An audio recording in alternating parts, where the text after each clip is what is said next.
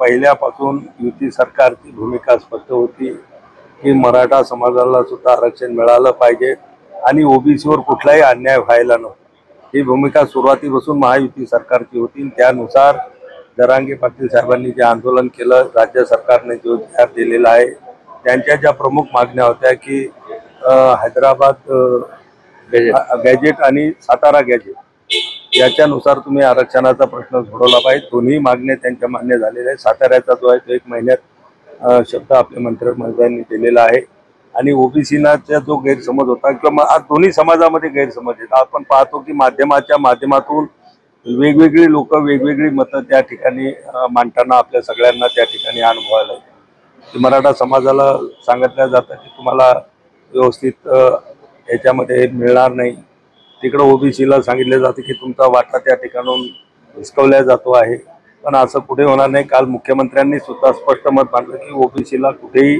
आरक्षणाला धक्का लागणार नाही आणि मराठ्याचं आरक्षण त्या ठिकाणी कोर्टामध्ये टिकवण्याचा आम्ही प्रयत्न करू।